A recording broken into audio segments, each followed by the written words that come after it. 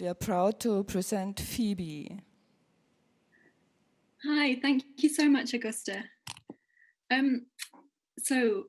That's right. So I've written about Austria, but the work that I want to share today is slightly different. It's a combination of recent projects responding to post-industrial landscapes in the northeast of England, in particular the Durham coast. In the last centuries, this area was an economic powerhouse of Britain and a centre for coal mining. When the mines closed in the 1990s, they left behind them decades of industrial waste and environmental damage, as well as economic deprivation, as thousands of miners lost their jobs. And the beaches were left black with coal dust. But gradually, over time, the sea has begun to wash away the damage. And now in 2020, as we think about how to move sustainably into the future, people are gathering to clean the beaches, not only to remove coal waste, but also plastic pollution. So I'm going to share some work about this area, this place in England, and I'm also going to show you a poem based on an archive text, which is about the Great Fire of Newcastle, which in 1854 killed 53 people and at the same time devastated the city's factory district. And in this poem, I've redacted the pages to reimagine messages from the industrial past in a contemporary context of climate, chaos, and disaster, to try to tell a kind of story for the future.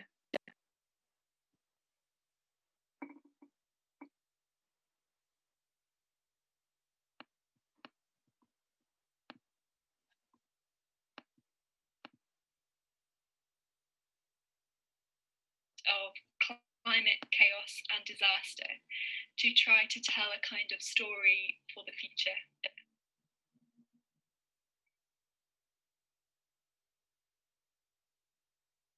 The beach is bipartite, in process, divided. Half is a brown-grey sludge, a packed-in powder. We walk on its springy surface, which feels like earth. Several inches high, this caked-up layer slumps on the limestone rocks beneath. Its dust, over a century's industry, clogs the cracks and hiding places, pores, spaces between stones, till breathing is constricted. The other half of the beach is loose. Our feet jangle pebbles in a clattering and jumble of many colours, red speckled, praline, blue merle, yellow, a piece of inky coal. I pocket it. Water tumbles around all of them, and the stones rattle freely, shifting from place to place, a rack of seaweed, fragments of shell, parts of a crab, a finger bone of wood.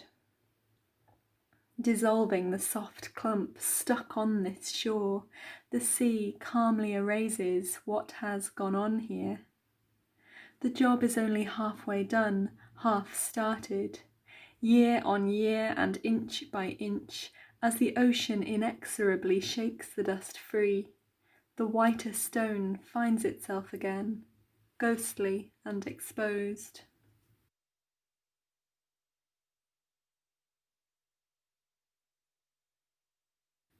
Bob and Michael let me share their Thursday walk, the meadows full of purple clover. Funny, walking for pleasure on the ground we used to work under. I liked the small spaces close around me body. Not me. I'm glad they closed the pits. Those of us who saw it coming made a plan. I retrained, became a teacher, geography and SEN. Miners know all sorts of useful things. Some young person doesn't know what to do. I'll teach them how to hang a door. When I go to decorate a house, sometimes it's haunted. You got it in the mines too, spots where folk had died. Close by you felt a funny feeling, a coldness.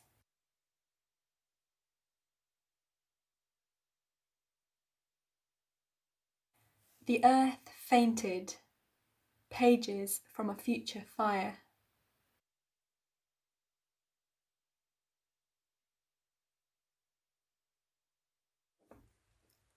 Coal supplies the wants of that class of empire, the civilized world.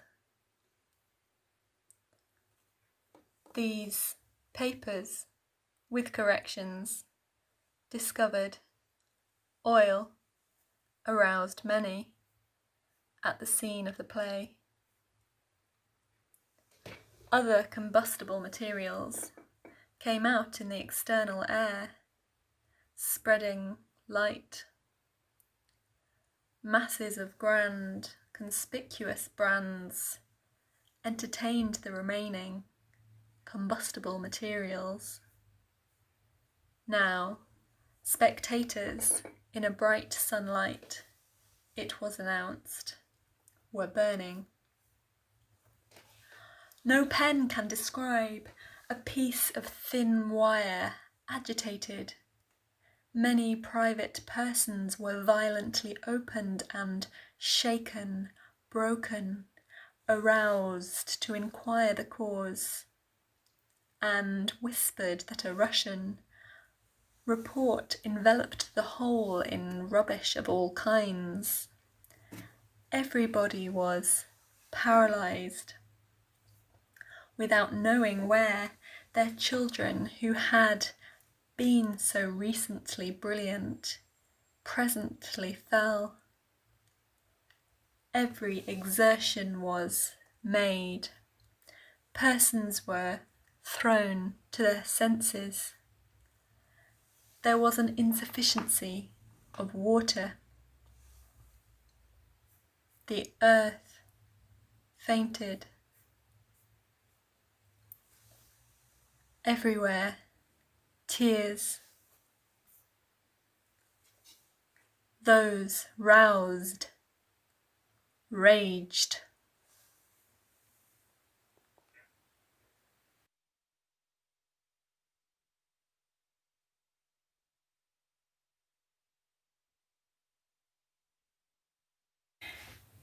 In the beginning there was the earth, and it had been for 4 billion years.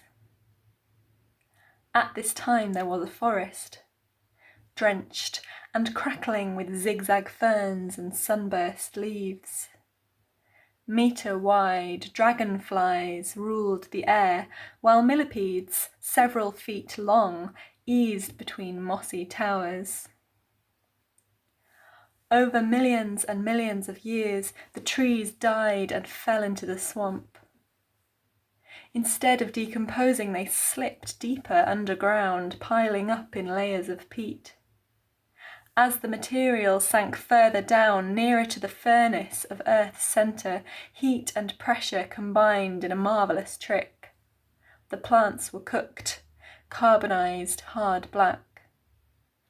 The carbon, inhaled repeatedly by unthinkable multitudes of generations of leaves and fronds, moss tails, wasn't breathed out by bacteria in the gradual way, so it stayed locked in, frozen in time, or set like a diamond, a dark eye flash, liable to explode.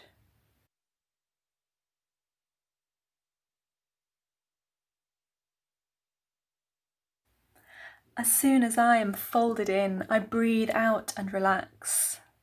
The forest suits dull weather, damp-tinted green and grey, ringing my eyes with wakefulness. At the base runs the burn, tucked beside wide, palm-shaped leaves. They might be wild rhubarb, but I don't always know the names. I just cross the Deanmouth briefly, following the coastal path. On my way out, I pass a chorus of "Hello," orange flowers like strings of dripped jewels, their colour a deep lit eye. I will find their name later, and they turn out to be Montbrechia, an African species brought to English gardens in 1880. They'd escaped to wildlands by 1911. And through the arch of the towering red brick viaduct. I am back at sea.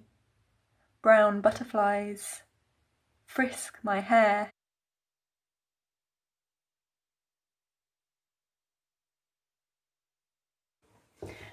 Denise provides us each with a fluorescent jacket like builders wear, and a picker complete with claw. Snap, snap. Children love them. Connor tells me he's sharing the grabber with his brother. Ian's semi-retired and looking for opportunities to meet people. Staff from a health food chain are fundraising for a dog charity. Julie loves to paint the sea, but it's so difficult. It already looks clean. Most of the bits are small, scraps tucked between stones or tied into seaweed, torn like driftwood. Wire, glass, metal, lots of discoloured sea-washed plastic of all types, the colours of the pebbles. You don't see it till you look.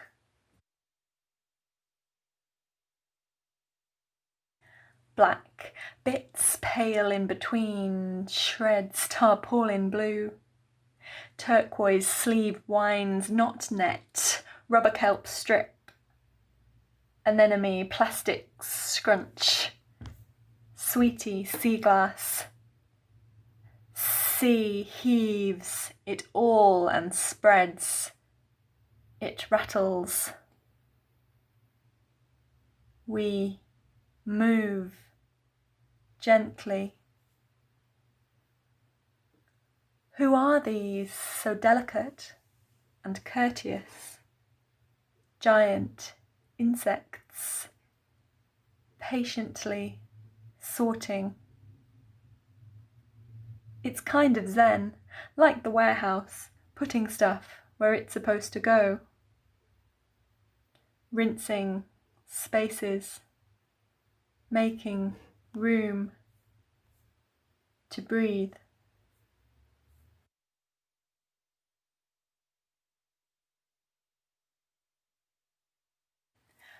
I used to live in the mountains, says the owner of the cafe. Das war meine Heimat, aber ich mag die Küste.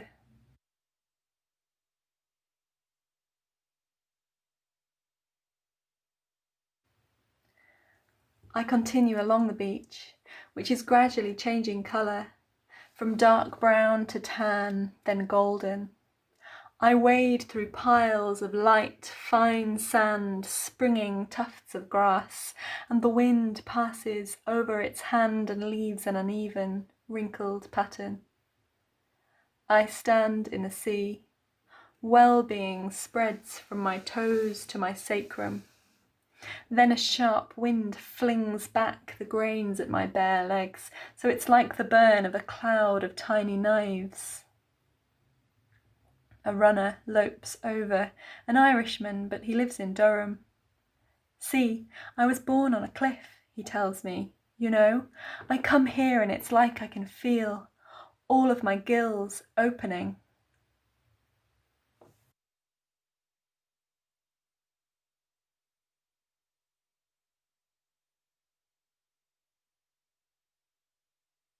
Thank you, Phoebe, for this beautiful video and these poems. Yes.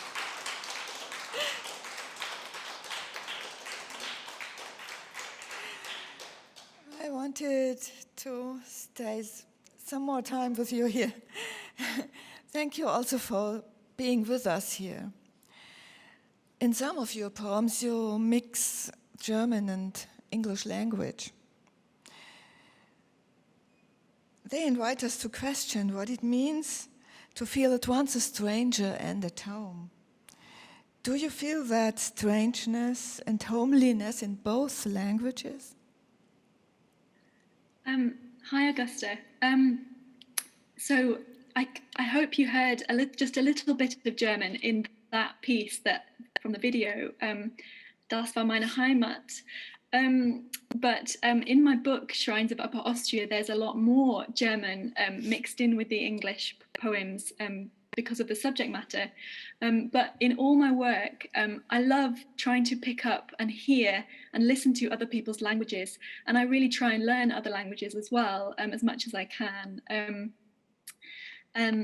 Yeah, and I kind of agree with, I think Miriam was talking a minute ago about how she dreams in both English and Maltese. And I think even if we're not bilingual, I'm not bilingual, ich kann ein bisschen Deutsch, aber ich bin nicht sehr gut.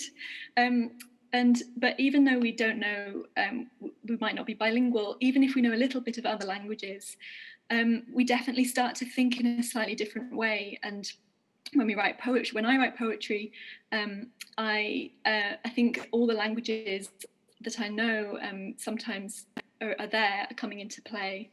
And I loved that when I was at the Durham coast, I heard German.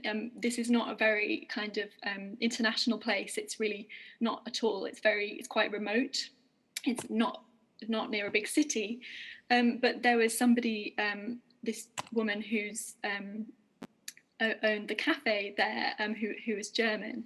And I like trying to bring out the fact that we're not really, like, languages and cultures and people are really mixed in very many different ways and speaking across borders to each other in surprising and unexpected ways. And in terms of whether I feel at home in German and English, particularly, German's important to me because of Austria, because my grandmother was Austrian, and she came to live in Britain when she was quite young. So she was a stranger, an Auslander in Britain. And then later, so for me, I went to live in Austria just for a short time, and I felt like we'd kind of swapped places in that I was British, but I'd gone to live in Austria. And I was a stranger, but at the same time, I was kind of somehow connecting to her and connecting to the country. So I felt like it's not about choosing. You just, maybe this is always the case. We're always a stranger. And even in our own country, we're partly a stranger in our own language. And we can be at home in lots of different places and languages at the same time. And I think that poetry is a place where we can bring together the contradiction, and there's room for the contradictions of finding a home without losing the sense of its strangeness. Thank you. You mix poetry with other art forms, and you stated once, thinking of myself as a poet is less important than as a writer or artist person, more generally who works with language. Would you like to tell us about your recent projects? So I think at the moment, in particular, because we can't be together in person, we have to try and find new ways to communicate. I think that poetry can be quite hard to communicate anyway, normally, in normal times. And now we have this added barrier of not being together. I'm talking to you now through like 3 screens or something. So that's an opportunity, I think, to look for perhaps new ways to communicate. I want to try to use the visual as much as possible, and I also like using sound. For example, I worked with some visual artists and sound artists on a video installation about the story of my grandmother, Crystal. And I also made a couple of performances with an electronic musician. And I think that poetry can really come alive when it gets combined with other art forms. And I really like Schamrock because it showcases people who are doing that as well. Thank you. Thank you, Phoebe, very much for staying with us here at the Schamrock-Festival, and I hope we meet again in England or in Austria or somewhere else in this world. Me too. Yeah, it's a shame. I want to be there. You are here. Bye. Okay. Thank you so much.